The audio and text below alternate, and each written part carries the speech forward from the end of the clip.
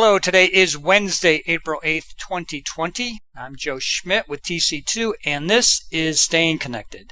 This is part 2 of our 2-part podcast series where we're taking a look at adopting a portfolio strategy when buying internet transport services in the enterprise. As we discussed in part 1, companies are re-architecting their networks, and they're using more internet services as a primary communications technology, and some are using a portfolio strategy for buying the internet transport services. I'm again joined by Mark Sheard, TC2 UK's Managing Director, and we're going to pick up our discussion and let you know how you can actually make this portfolio strategy work.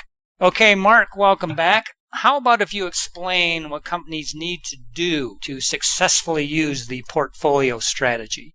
Okay, thanks, Joe. Well, it's good to be back first.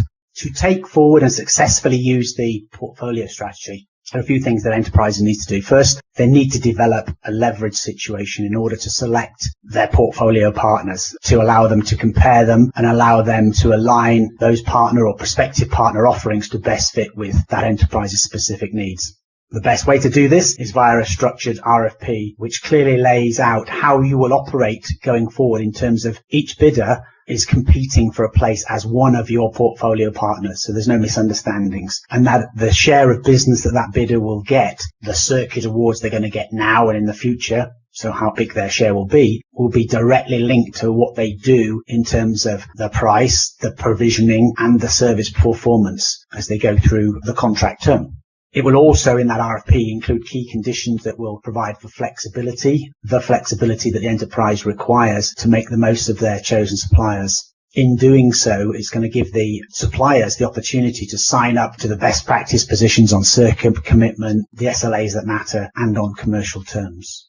With so many possible suppliers, how does a company decide who to include or exclude?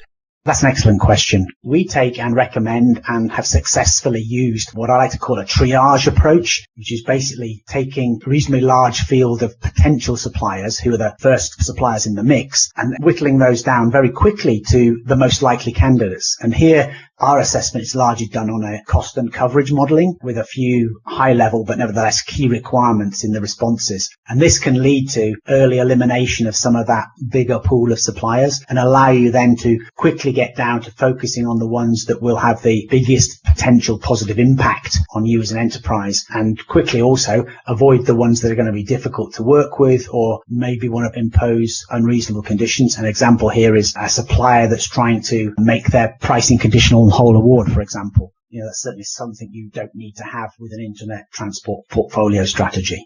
What you would then do is gather and model all the data and explore the various supplier mix scenarios. So I'm really now focusing on this smaller subset of likely candidates and assess which of those suppliers are going to materially impact the outcomes and which don't. And this is important because it's going to be, surprisingly, it can be extremely revealing from the gut feel assessment people have done in the past when they look at a big field of data. This is very much more specific and clinical.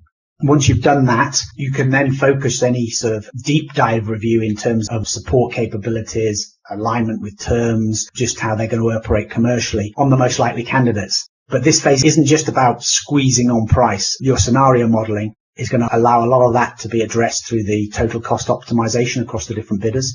But it's also about concentrating on the requirements that matter. Hence, supplier coaching can be very targeted and focused and can be progressed quickly. And then the final phase of it is really when you're looking at the contracting. And here you definitely have an overhead compared to single supplier because naturally you've got to conclude more supplier contracts. The key is keeping it real and then take steps to mitigate that by really sticking to the principles that matter, the things that are going to affect your service going forward.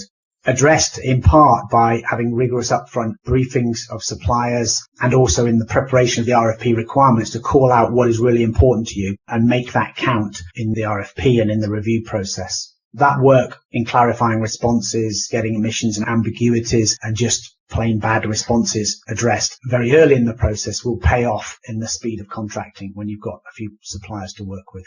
Okay, so once all of those things are done, presumably everyone is happy, you have a great relationship with your partners, you have solid contracts, and the company has made some really significant reductions in the total cost of its inventory. So what's next?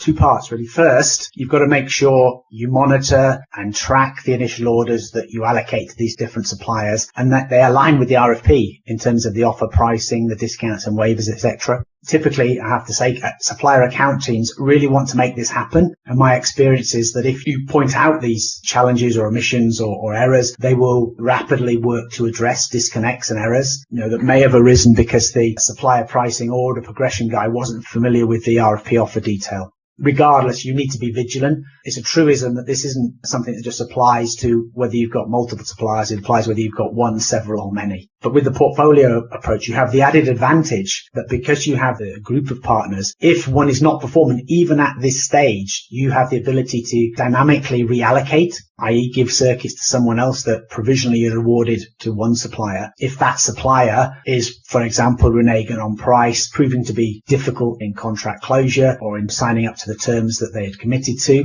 or is just poor performing in terms of turning around quotes or orders or planned delivery, for example. And this is a big bonus if used correctly. The second part of this is once you've got through the initial allocation and rollout with your portfolio partners, like anything that's worth having, it's worth looking after. And you have to take steps to look after that arrangement going forward through the term of the contract.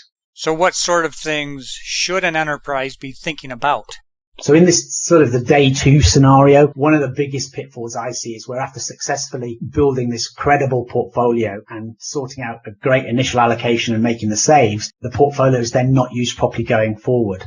You have to make sure that ordering of circuits going forward, and often this can be passed out to somebody who's not to do with the RFP or is an initial rollout project team. It can be networking teams or regional contacts. You have to make sure that those people, the people actioning the relationship in the steady state with suppliers, know about the portfolio once you've created it and that they actually use it. And this can be done with some simple education and, I guess, high-level operating principles. Always quote with the applicable partners for a region. So one circuit, 2 or 3 quotes. And have basic measures put in place to track the circuit awards and allocations so you can see who's got what and have some reference point for going back to say, well, how have they done and how is their performance stacking up?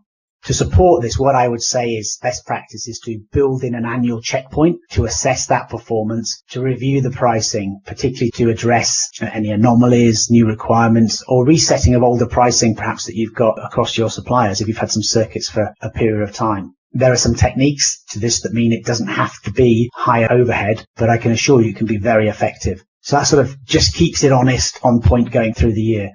And then the final part I would say is remember that this is a cycle. It's a 3-year cycle, and eventually you have to reset for greatest benefit.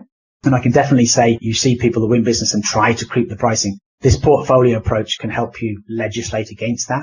But regardless, at the 3-year point, enterprises should again execute an RFP to select their partners for the next 3 years. And that enterprise shouldn't be afraid to cycle out an underperformer or somebody who's been, not living up to expectations, and perhaps bring someone else in to enhance the mix going forward who's better suited at that point in time to be a portfolio partner.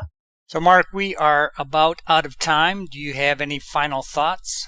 I guess the thing I'd point out is with many day-to-day operational and other business pressures that IT and sourcing organizations have, arrangements are never going to be perfect. But with some simple husbandry built around this portfolio strategy, enterprises can leverage their provider portfolios to keep their transport sourcing and their pricing largely on point throughout the whole term and gain a far, far better total cost position than they might otherwise have done, and have some mechanisms to help address performance challenges that you might see with a single supplier relationship while not having the same management challenges that you would have with many suppliers. And it's a way that you can actually, while you have slightly more supplier oversight, that visibility and ability to put those providers against each other in a positive way can help the enterprise. And as I've said all the way, this portfolio strategy, the key thing is remember it's going to, likely to have delivered significant cost savings and or bandwidth gain along the way.